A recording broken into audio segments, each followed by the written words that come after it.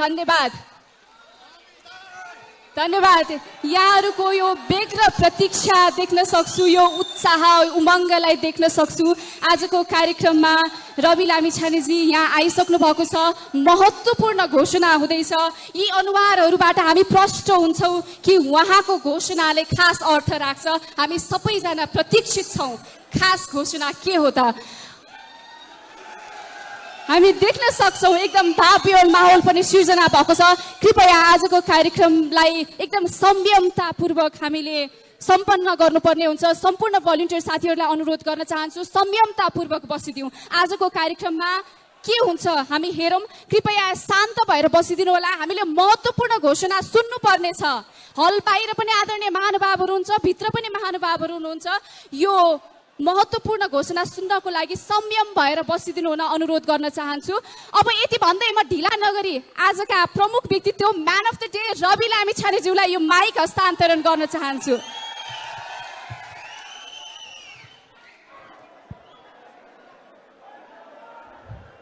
सबैभन्दा पहिला तपाईँ हामीलाई आजको यो दिन देखाइदिनु हुने, विभिन्न कालखण्डको परिवर्तनमा आफ्नो ज्यान आहुति दिएर हाम्रो स्वतन्त्रतालाई प्रत्याभूत गरिदिनु हुने र हामीलाई लोकतन्त्रको यो सुविधाजनक समयसम्म ल्याइ पुर्याउनु हुने विभिन्न कालखण्डका सम्पूर्ण ज्ञात अज्ञात शहीदहरूप्रति हार्दिक श्रद्धाञ्जली अर्पण गर्दछु।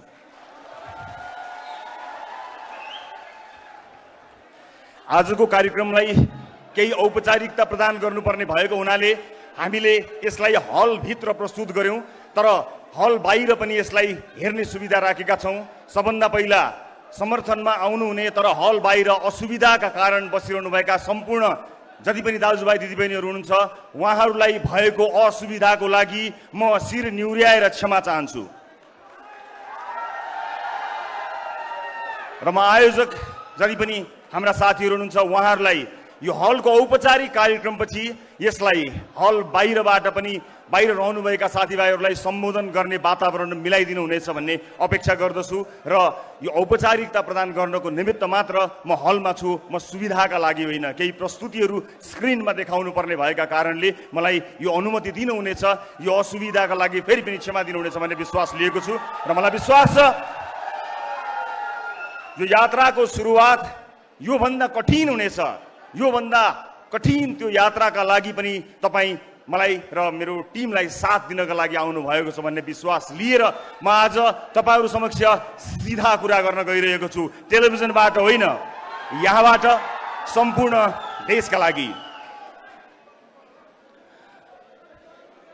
लामो समयदेखि संचार कर्ममा यहाँहरूले मलाई देख्दै आउनुभयो। मैले टेलिभिजनको पर्दाबाट यो देशका स्थापित राजनीतिज्ञहरूलाई, राजनीतिक दलहरूलाई सुध्र सप्रिय भनेर बारम्बार भनिरहे। आवाज अलि चर्को थियो तर तपाईहरूले कहिले पनि झर्को मान्नु भएन। तर उनीहरू सप्रेनन्, उनीहरूले सप्रिने संकेत पनि देखाएनन्। सप्रिने संकेत मात्र देखाएनन् मात्र होइन, जनमत गुमाउँदै पनि एउटाले अर्कोसँग, अर्कोले अर्कोसँग गठबन्धन गरेर पनि जसरी पनि राज्य सत्ता हासिल गर्ने प्रपञ्च हासिल गरिरहे। विश्वास गर्नुस्, यो देशमा मैले जति मान्छेहरू रोएको कसैले पनि देखेको छैन। प्रत्येक दिन मेरो कार्यालय रहेको ठाउँमा प्रत्येक दिन दर्जनौं मान्छेहरू आउनुहुन्थ्यो र आएको 2 मिनेट पहिला उहाँहरू रुनुहुन्थ्यो। तपाईहरुलाई आश्चर्य लाग्छ होला, जहाँ मैले आफ्नो कार्यालय राखेको थिएँ त्यसको वरपर हिँड्ने दूरीमा, वक इन डिस्टेन्समा यो देशको न्यायालयको प्रमुखको निवास छ, बाटो पारी उहाँको निवास छ, अलिकति पर प्रधानमन्त्रीको निवास छ, अलिकति तल गए राष्ट्रपतिज्यूको निवास छ। तर आम जनताको भिड कहिले पनि त्यहाँ लागेन, किनकि आम जनतालाई थाहा छ अब उहाँहरूबाट केही हुन्न।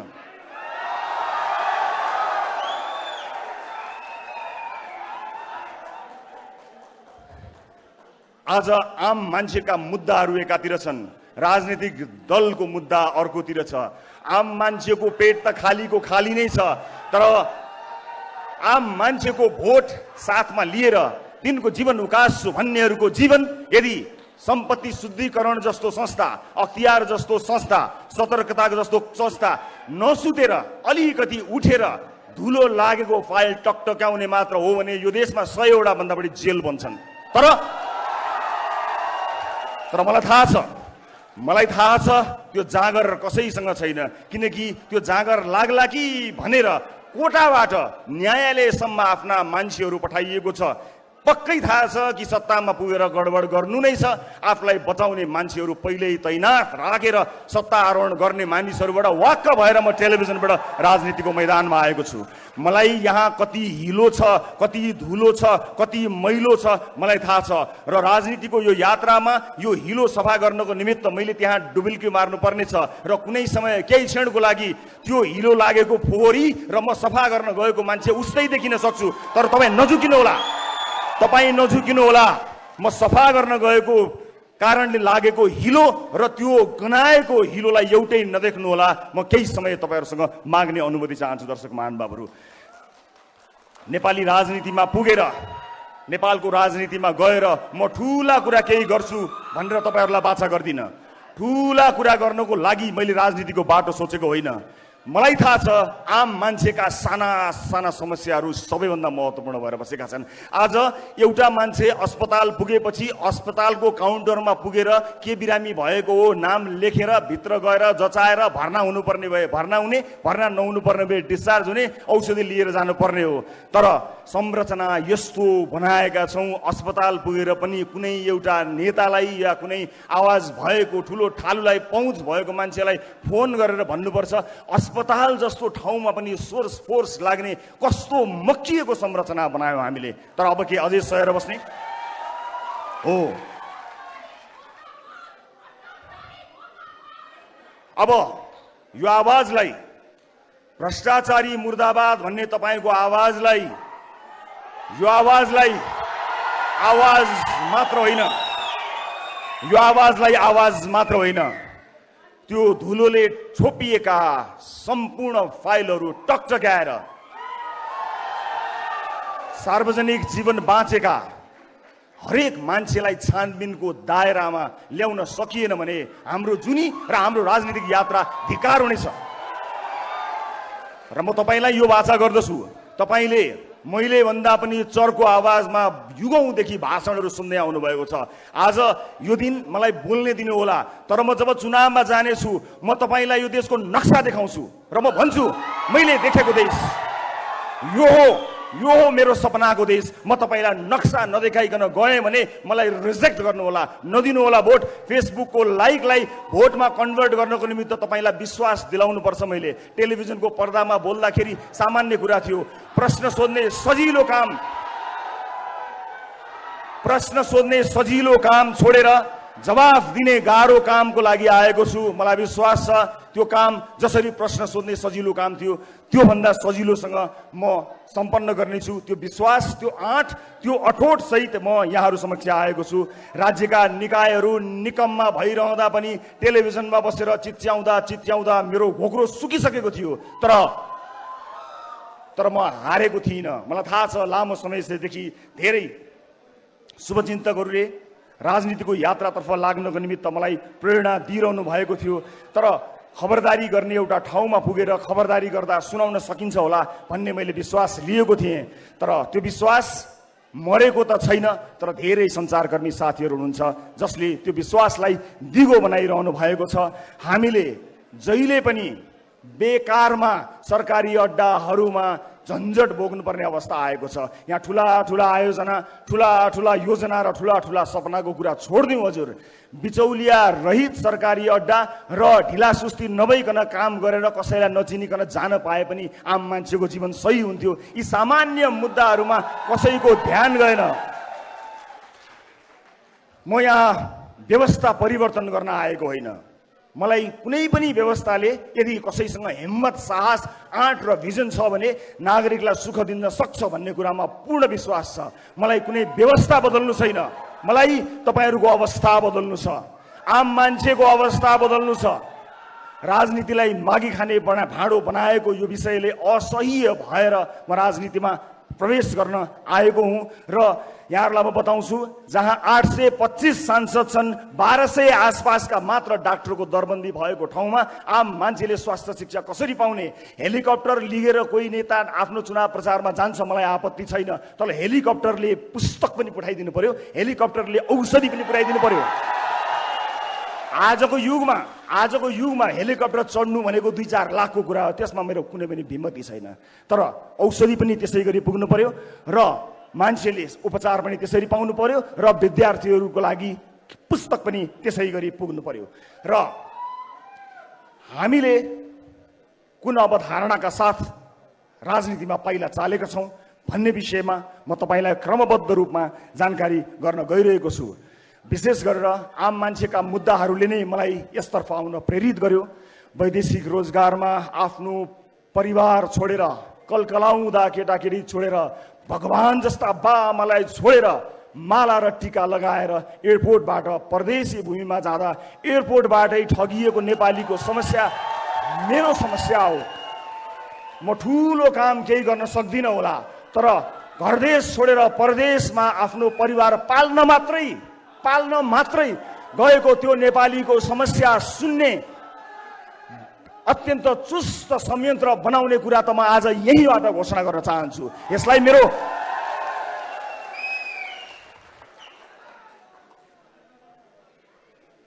आज यहाँ म किन राजनीतिमा आएँ र मलाई राजनीतिमा के सुविधा थियो अथवा राजनीतिमा आउने निर्णय गर्दा के कुराहरू आएका थिए त्यसबारे पनि म छोटो जानकारी यहाँहरूलाई गराउन गइरहेको छु।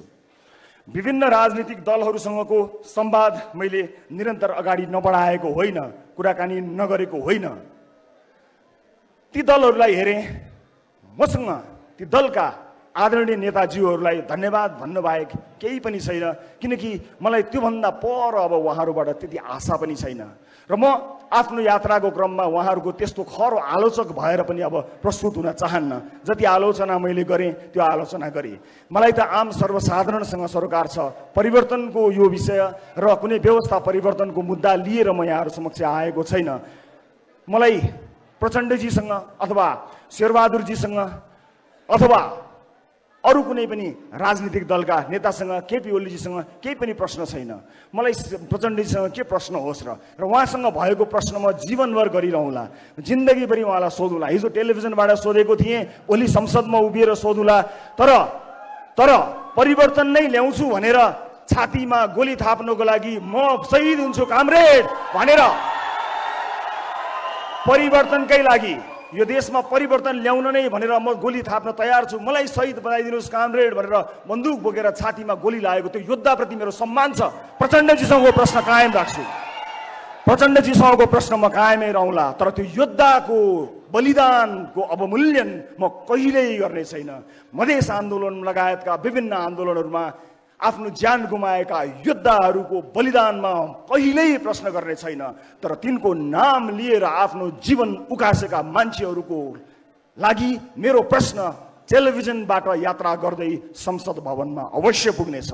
म परिवर्तनका सम्पूर्ण योद्धाहरूप्रति सम्मान प्रकट गर्न चाहन्छु।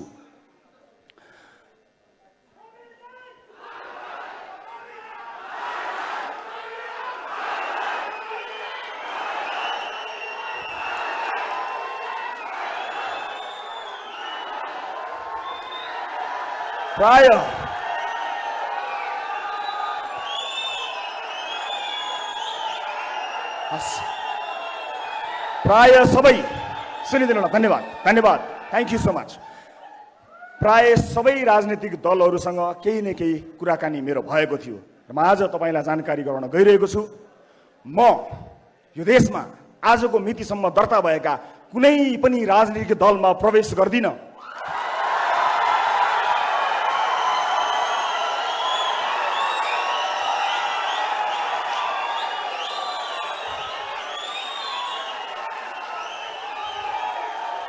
यो देशमा भएका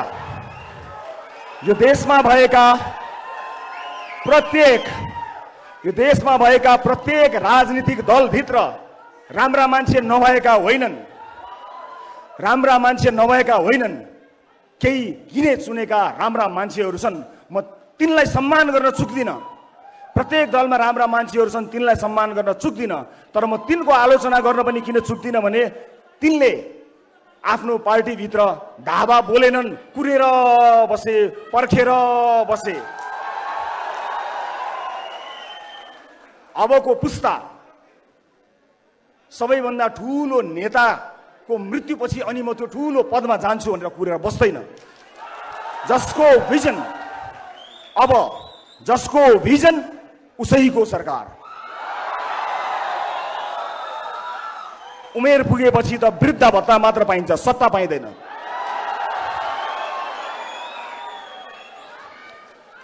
अब म के गर्छु त यहाँहरूलाई म जानकारी गराउँछु। के म स्वतन्त्र उम्मेदवारको रूपमा उठ्नको लागि यहाँ आएको छु?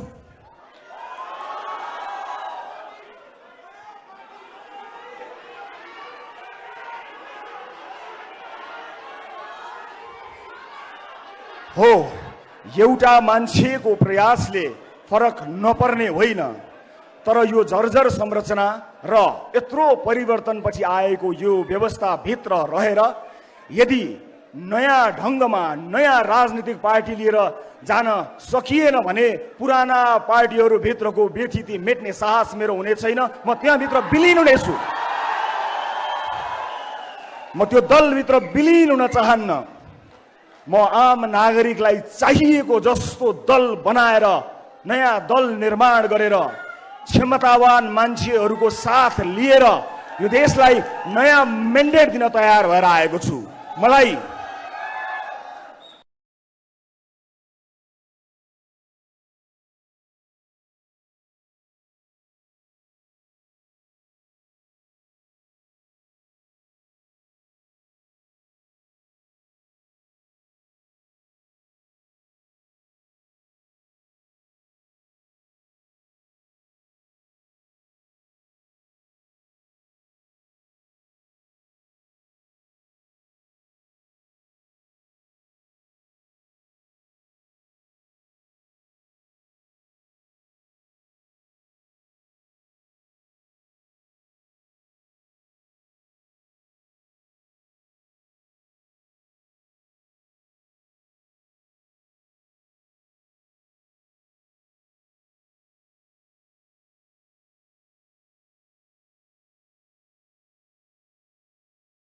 असम्भव छैन, सजिलो काम हुन्छ भनेर म आएको पनि होइन।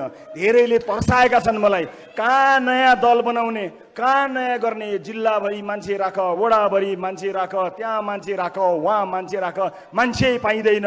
यो के हो? यो मान्छे होइन। देशभरि विदेशमा बसिरहेको मान्छे होइन। के ती मान्छेहरूमा यो देश बदल्ने ताकत छैन? छ। म एउटा प्रतिनिधि पात्र मात्र हुँ। मलाई थाहा छैन मसँग कति क्षमता छ र हरेक मान्छे सीमित क्षमता भित्र अटाउँछ। हरेक मान्छेलाई आफ्नो सीमारेखा थाहा हुन्छ। मलाई पनि मेरो सीमारेखा थाहा छ।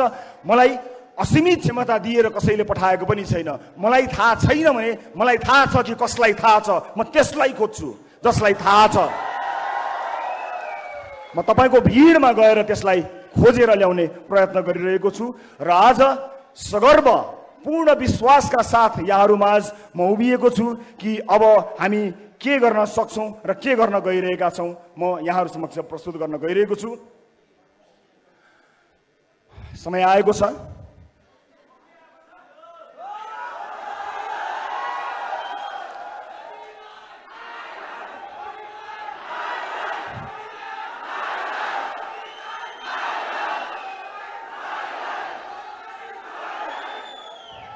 यो पाइला आज यहाँबाट सुरु भएको छ। यो पाइला अब धेरै अगाडि बढ्नेछ र आजबाट एउटा नयाँ राजनीतिक दल दर्ता गरेर आजकै दिनबाट देश निर्माणको दिनगन्ती सुरु गर्नको लागि मैले प्रस्ताव गरेको राजनीतिक दलको नाम यहाँहरू समक्ष प्रस्तुत गर्न चाहन्छु।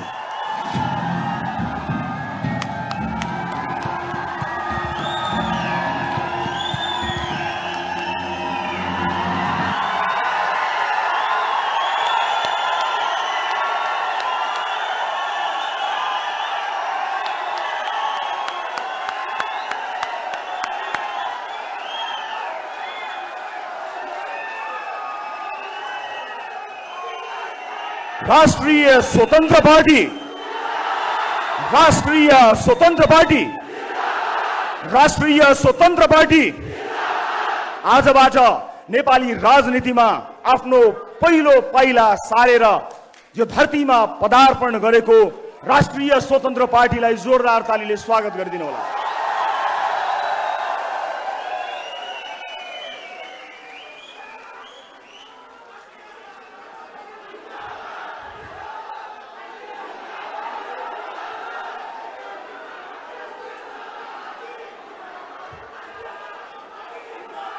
मलाई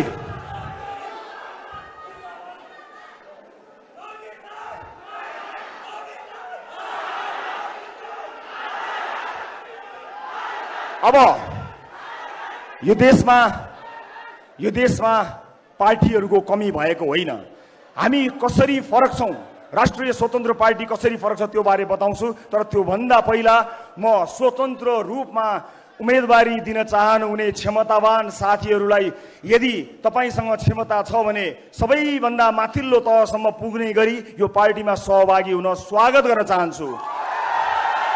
आज सुरुवात कसैले गरे होला, मैले यसको नेतृत्व लिएको हुँ, तर क्षमता नभएको दिन यो पार्टीमा बसेछु भने जहाँ देख्यो त्यही ढुङ्गाले हान्नु होला।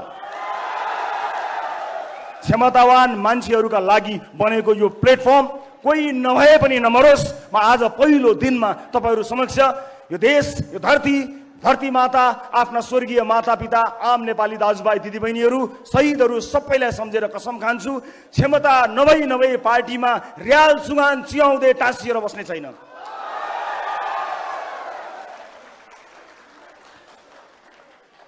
यो आम निर्वाचन हो। हामी बहुदलीय व्यवस्थामा छौं, बहु लोकतान्त्रिक व्यवस्थामा छौं। यहाँ स्वतन्त्र रूपमा उम्मेदवार हुनेहरूलाई मेरो असाध्यै ठुलो सम्मान र स्वागत छ।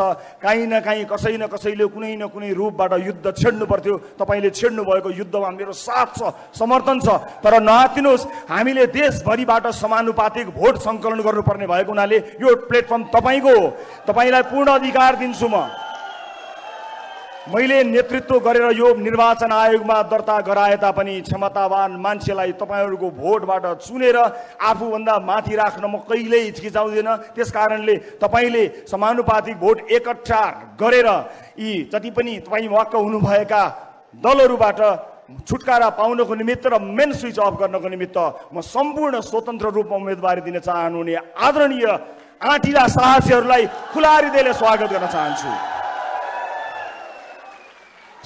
शब्दको भण्डारमा राष्ट्रिय स्वतन्त्र पार्टी मैले आफ्ना लागि होइन, ती तमाम क्षमतावान आगो लिएर उठ्न चाहेका मानिसहरूका लागि सुरुवात गराएको हुँ। जो स्वतन्त्र उम्मेदवारी दिनका लागि तम तयार भएर बस्नु भएको छ, तपाईँ स्वतन्त्रै रूपमा रहन सक्नुहुन्छ। तर एउटा झण्डा मुनि, एउटा छाता मुनि, एउटा पार्टी मुनि आउनुहोस् र आफ्नो क्षमता प्रदर्शन गरी तपाईँ नै त्यो पार्टी हाँक्न लायकसम्म बन्न सक्नुहुनेछ। म सबैलाई आह्वान गर्न चाहन्छु। अब यो पार्टी कसरी फरक छ यसका केही विशेषताहरू बारे यहाँ प्रस्तुत गर्न गइरहेको छु म यहाँहरूलाई। हामी सबभन्दा पहिला आम निर्वाचन र स्थानीय तहको निर्वाचनमा उम्मेदवारको लागि हामी कसरी फरक छौं भन्ने कुरा देखाउन गइरहेको छु। हामी प्रारम्भिक निर्वाचन अर्थात् प्राइमेरी गर्नेछौँ। अर्थात् तपाईले कसलाई आम निर्वाचनमा उठाउने हो भन्ने कुरा सदस्यहरूले चुनाव गरेर पार्टीभित्रकै प्रारम्भिक चुनाव प्राइमेरी गरेर चुन्न सक्नुहुनेछ। तल्लो तहको मान्छेले सदस्यता लिएको मान्छेको भोट नलिइकन कोही नेता हुन पाउँदैन।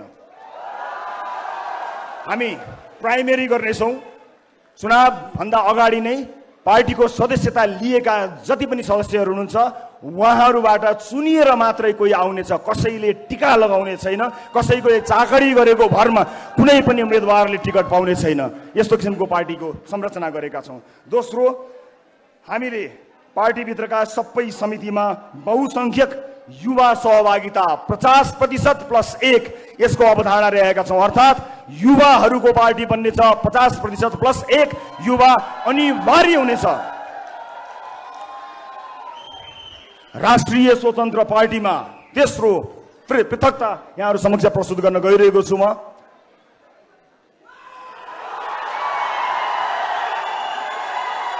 प्रत्यक्ष निर्वाचित प्रधानमन्त्री र मुख्यमन्त्री यदि मैले प्रधानमन्त्री हुन चाहेको हो भने पार्टी भित्रको चुनावमा साधारण सदस्य पनि उठ्न सक्ने र सभापति पनि उठ्न सक्ने गरी उठ्नुपर्नेछ र साधारण सदस्यहरूले जिताउँदा मात्रै ती सदस्यहरूले कसैलाई जितायो प्रत्यक्ष निर्वाचित गरेर पार्टीमा जिताएको मान्छे मात्र प्रधानमन्त्रीको उम्मेदवारको रूपमा जानेछ र आफ्नो दलभित्र प्राइमेरीमा प्रधानमन्त्रीको उम्मेदवारी दिएर जसले पनि दिन पाउनेछ जितेर जाने मान्छेले चाहिँ आम निर्वाचनमा आफ्नो मन्त्रीमण्डलले घोषणा गरेर चुनावमा जान पाउनेछ आफ्नो मन्त्री छान्ने क्षमता आफ्ना मन्त्रीहरू छान्ने क्षमता प्रधानमन्त्री पार्टीभित्र प्रधानमन्त्री चुनिएर आएको व्यक्तिले पाउनेछ मेरो मन्त्रीमण्डलमा को हुनेछन् भनेर चुन्ने सुविधा प्रधानमन्त्री पार्टीभित्र प्रधानमन्त्रीको उम्मेदवार चुनिएका व्यक्तिले पाउनेछन् र प्रदेशका मुख्यमन्त्रीलाई पनि त्यही लागू हुनेछ right to recall and right to reject मैले चुनेर तपाईले चुनेर पठाएको मान्छेले राम्रो काम गरेन भने साधारण सदस्यहरूको भोटबाट फिर्ता होइन कथालो समातेर फिर्ता ल्याउने व्यवस्था हामीले गरेका छौं र रिजेक्ट गर्न पाइने राइट टु रिजेक्टको व्यवस्था पनि हामीले यस पार्टीभित्र गरेका छौं र म अर्को पनि जानकारी गराउँछु यहाँलाई म 7 वटा विशेषता प्रस्तुत गर्छु डिजिटल डेमोक्रेसीको अभ्यास हामी अब यस पार्टीमा गर्नेछौं अर्थात् तपाईले डिजिटल्ली आजैबाट सदस्यता सुरु हुनेछ तपाई त्यसको सदस्य भइसक्नु भएपछि तपाईले भोट हाल्ने आफ्नो क्षेत्रमा भोट हाल्ने अधिकार पाउनुहुनेछ र महत्त्वपूर्ण मुद्दाहरूमा भोट हाल्ने मात्र होइन त्यहीबाट डिजिटल्ली तपाईले भोट हाल्नुहुनेछ महिनौं लाएर घुर्दै मतपत्र ल्याउँदै राख्दै गन्दै गर्ने त्यस्तो युगबाट मुक्त गर्न पहिला आफ्नो पार्टीभित्र पछि देशैभरि प्रयास गर्नेछौं परिवारवादलाई पूर्ण रूपमा निषेध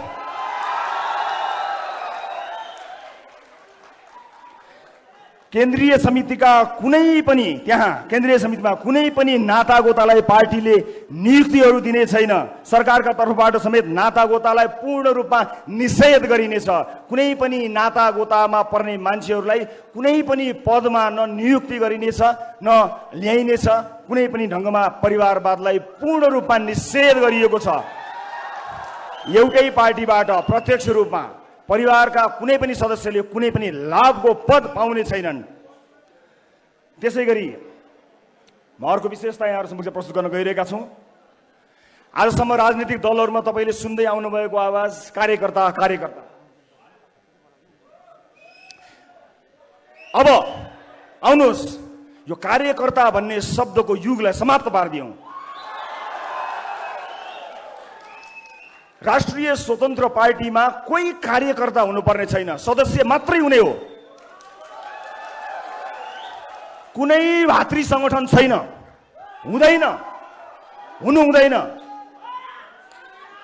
कुनै पनि भातृ संगठन छैन त्यो भातृ संगठनको पसल थापेर ती कार्यकर्ता पाल्नको लागि राज्य कोषको ढुकुटी खर्च गर्ने व्यवस्था गरेका छैनौं नो पाइदैन कुनै पनि र सदस्य र फलोअर बन्न सकिनेछ र सदस्यसँग पूर्ण अधिकार रहनेछ कार्यकर्ता भएर हिँड्नु पर्दैन विभिन्न कार्यक्रमहरू सिपमूलक कार्यक्रमहरूमा सहभागी हुने बाहेक तपाईले चुनावमा भोट हाल्नु बाहेक केही पनि गर्नु पर्दैन तपाईसँग काम हुन्छ गर्नका लागि काम पेशाको ग्यारेन्टी गरिदिइसकेपछि अस्पताल स्वास्थ्य शिक्षा लगायतका विषयहरूमा यदि सही ढंगले काम गर्ने हो भने मानिसहरूले केही पनि गर्न पर्दैन आफूलाई मन लागेको मान्छेलाई भोट हाल्दिए मात्र पुग्छ राष्ट्रिय स्वतन्त्र पार्टीमा कार्यकर्ता कोही पनि हुनु पर्दैन कसैले कसैको झोला बोक्नु पर्दैन सही विचार होस् हो तर समय समयमा यस्तै भेलाहरू आयोजना गरेर